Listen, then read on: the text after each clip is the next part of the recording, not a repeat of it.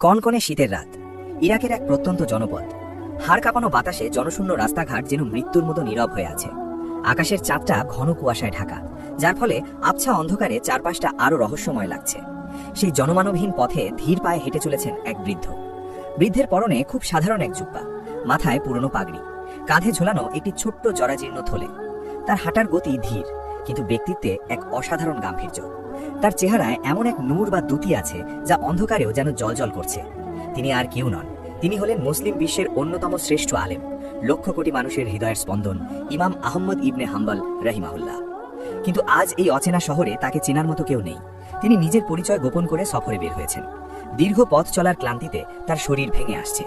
তার এখন একটু আশ্রয় দরকার, একটু উষ্ণতা দরকার, আর মহান রবের দরবারে মাথা ঠেকানোর জন্য একটু জায়গা দরকার।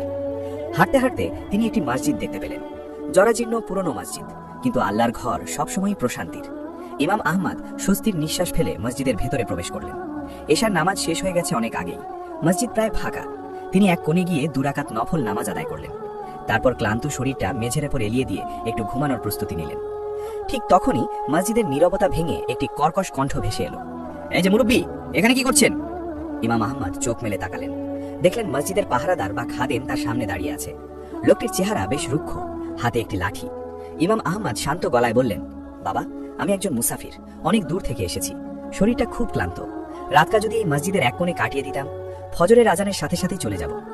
খাদেম রেগে গিয়ে বলল, না না, এখানে থাকার কোনো নিয়ম নেই। এটা মসজিদ, কোনো সরাইখানা বা হোটেল নয়। নামাজ পড়া শেষ, এবার বেরোন। ইমাম আহমদ অবাক হলেন। তিনি বললেন, বাবা, বাইরে প্রচন্ড শীত, আমার থাকার কোনো জায়গা নেই। আমি তো আল্লাহর ঘরেই আশ্রয় চেয়েছি। আমি কারো কোনো ক্ষতি করব না, শুধু এক কোণে পড়ে থাকবো। কিন্তু খাদেমের মন গলল না। সে বলল, শোনেন মুরব্বী, এত কথা শোনার সময় আমার নেই। আমি এখন মসজিদে তালা দেব। আপনি ভালোই ভালোই বের হবেন, নাকি ঘাড় ধাক্কা দিয়ে বের করতে হবে? ইমাম আহমদ ইবনে হাম্বল, যার নাম শুনলে তৎকালীন বাদশারা পর্যন্ত সম্মানে দাঁড়িয়ে যেতেন, যার ছাত্ররা তার এক ঝলক দেখার জন্য মাইলের পর মাইল হেঁটে আসত, আজ সেই মহান ব্যক্তিকে এক সাধারণ পাহারাদার ঘাড় ধাক্কা দিয়ে বের করে দিতে চাইছে। কিন্তু ইমাম আহমদ নিজের পরিচয় দিলেন না। তিনি অহংকার বশত বললেন না যে তুমি জানো আমি কে। তিনি বিনয়ের সাথে চুপচাপ উঠে দাঁড়ালেন। খাদেম তাকে এক প্রকার জোর করেই মসজিদের সিঁড়ির উপর নামিয়ে দিয়ে দরজা বন্ধ করে দিল।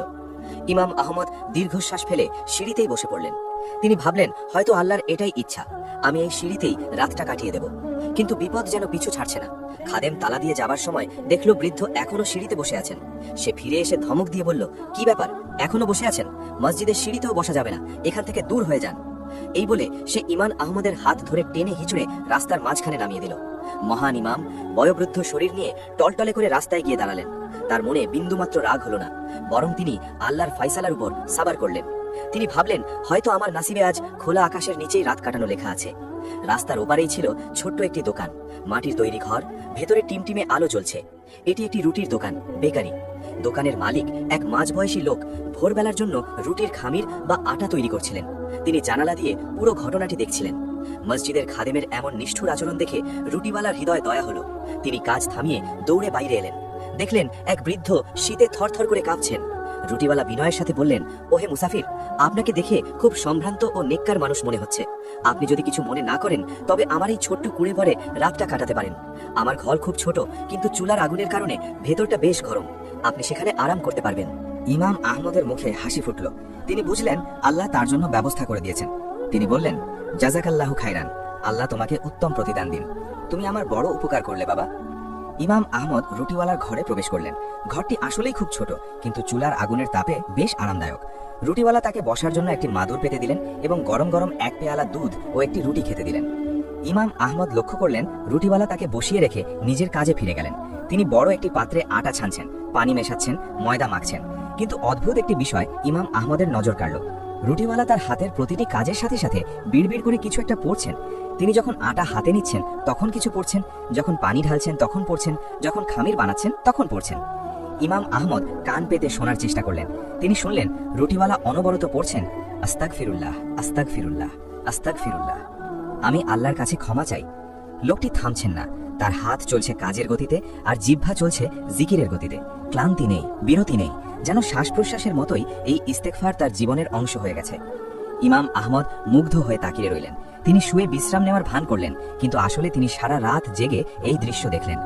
ভোর রাত পর্যন্ত রুটিওয়ালা কাজ করলেন এবং হাজার হাজার বার ইস্তেগফার পাঠ করলেন। ভোরের আলো ফোটার কিছুক্ষণ আগে রুটিওয়ালার কাজ শেষ হলো। তিনি হাত ধুয়ে বিশ্রাম নিতে এলেন। তখন ইমাম আহমদ উঠে বসলেন।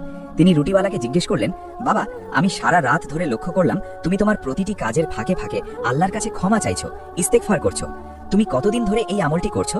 রুটিওয়ালা মুচকি হেসে বললেন, হুজুর, এটা আমার অনেক দিনের অভ্যাস। যৌবনকাল থেকেই আমি এটা করছি। এখন অবস্থা এমন হয়েছে যে আমি চাইলেও এটা থামাতে পারি না। আমার অজান্তেই মুখ দিয়ে আস্তাগফিরুল্লাহ বের হতে থাকে। ইমাম আহমদ কৌতূহলী হয়ে জিজ্ঞেস করলেন, এই যে তুমি এত বছর ধরে ইস্তিগফার করছো, এর বিনিময়ে তুমি কি দুনিয়াতে আল্লাহর কাছ থেকে বিশেষ কোনো ফল বা উপকার পেয়েছো? এই কথা শুনে রুটিওয়ালার চোখ উজ্জ্বল হয়ে উঠল। তিনি আবেগের সাথে বললেন, হুজুর, আল্লাহর কসম করে বলছি, আমি এই ইস্তিগফারের বরকতে এক অলৌকিক ফল পেয়েছি। আমি যখনই হাত তুলে আল্লাহর কাছে যা চেয়েছি, আল্লাহ আমাকে তাই দিয়েছেন। আমার এমন কোনো দোয়া নেই যা আল্লাহ কবুল করেননি। যখনই কোনো বিপদে পড়ি, ইস্তিগফার পড়তে থাকি আর আল্লাহ গায়েবীভাবে সেই বিপদ দূর করে দেন। ইমাম আহমদ অবাক হয়ে বললেন, সব দোয়া কবুল হয়েছে? রুটিওয়ালা একটু ম্লান হাসলেন। তারপর দীর্ঘশ্বাস ফেলে বললেন, সবই কবুল হয়েছে হুজুর, শুধু একটি দোয়া ছাড়া। আমার একটি মাত্র আশা এখনো পূরণ হয়নি। ইমাম আহমদ জিজ্ঞেস করলেন, কি সেই দোয়া যা কবুল হয়নি? রুটিওয়ালা বললেন, আমি লোকমুখে শুনেছি এই যুগের শ্রেষ্ঠ আলেম, হাদিস শাস্ত্রের সূর্য ইমাম আহমদ ইবনে হাম্বল রাহমাহুল্লাহ খুব বড় একজন আল্লাহওয়ালা মানুষ। আমার মনের খুব শখ, মৃত্যুর আগে আমি একবার তাকে নিজের চোখে দেখব। আমি আল্লাহর কাছে বহুদিন ধরে দোয়া করছি, হে আল্লাহ, তুমি আমাকে ইমাম আহমদের সাথে সাক্ষাৎ করিয়ে দাও। কিন্তু মনে হচ্ছে আমার এই দোয়াটি কবুল হওয়ার নয়, কারণ তিনি থাকেন বাগদাদে আর আমি থাকি এই অজাপাড়াগায়। আমার সামর্থ্য নেই সেখানে যাওয়ার, আর তারও এখানে আসার কোনো কারণ নেই। রুটিওয়ালার কথা শুনে ইমাম আহমদের বুকের ভেতরটা কেঁপে উঠল। তার চোখ দিয়ে অঝরে পানি পড়তে লাগলো।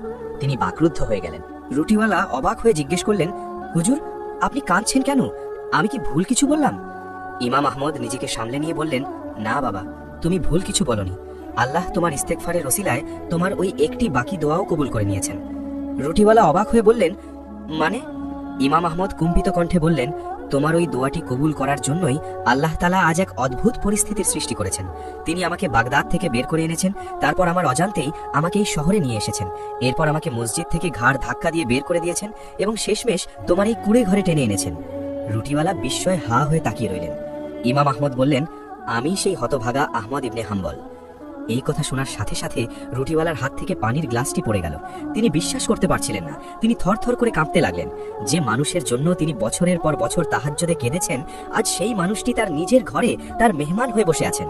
রুটিওয়ালা দৌড়ে এসে ইমাম আহমদের হাত জড়িয়ে ধরলেন এবং হাউ মাউ করে কাঁদতে লাগলেন, আল্লাহু আকবার, আল্লাহু আকবার, আল্লাহ আমার সব দোয়া কবুল করেছেন, আমার আর কিছু চাওয়ার নেই। ইমাম আহমদও তাকে জড়িয়ে ধরে কাঁদলেন। তিনি বললেন, ভাইরে, আমি ভাবছিলাম কেন আমাকে মসজিদ থেকে অপমান করে বের করে দেওয়া হলো। এখন বুঝলাম এটা ছিল আল্লাহর পরিকল্পনা।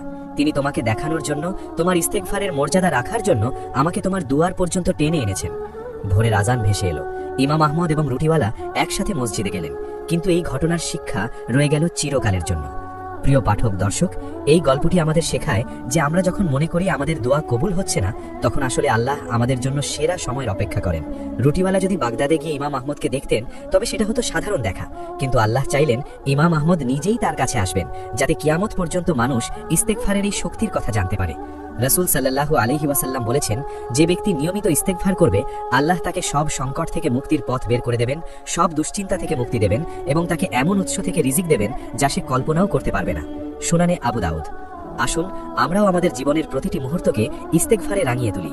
কে জানে, হয়তো আপনার কোনো এক ইস্তেগফারের ওসিলায় আল্লাহ আপনার জীবনের বন্ধ দরজাগুলো খুলে দেবেন। গল্পটি যদি আপনার হৃদয়ে সামান্যতম নাড়া দিয়ে থাকে, তাহলে কমেন্ট করে সুবহানাল্লাহ লিখুন। আর এমন শিক্ষণীয় ভিডিও নিয়মিত পেতে আমাদের চ্যানেলটি সাবস্ক্রাইব করে বেল আইকনটি বাজিয়ে দিন। দেখা হবে পরের ভিডিওতে। আল্লাহ হাফেজ।